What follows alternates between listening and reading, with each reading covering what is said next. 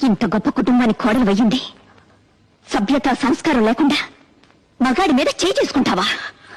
కనీసం పనివాళ్ళున్నారని ఇంగిత జ్ఞానం కూడా లేకుండా పోయిందా నీకు? తప్పుడు మాట అంటే చెంప పగలగొట్టాను తప్ప. అయినా నువ్వెవరు నాకు అడ్వైస్ చేయడానికి? నాకు అత్తగారువా? కోడలిగా ఈ ఇంట్లో దీపం పెట్టడానికి నువ్వెలా వచ్చావో నేను అలాగే వచ్చాను. దీపం పెట్టడం అంటే నూనె పోసి వత్తి వేసి వెలిగించడం కాదే. పోయే వరకు మనం బ్రతకాల్సిన ఈ ఇంటి పరువు మర్యాద కాపాడమేనే దీపం పెట్టడం అంటే. నువ్వు చెప్తే తెలుసుకోవాల్సిన స్థితిలో నేనేం లేను. నేను నీకంటే ఎక్కువ చదువుకున్న దాన్ని, నాగరికత తెలిసిన దాన్ని. నాగరికత అంటే అర్థం పెద్దవాళ్ళని గౌరవించకపోవడం, మగాన్ని చేసుకోవాలనుకుంటున్నావా? కాదే.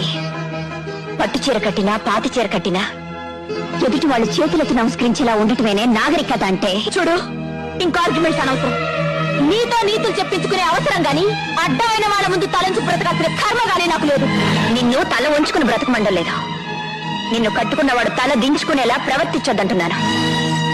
నువ్వు వాడిని కొట్టావు, వాడిని తిరిగి కొట్టుంటే నీ పరువు అయ్యేది, ఈ కుటుంబ ప్రతిష్ట ఏమయ్యేది.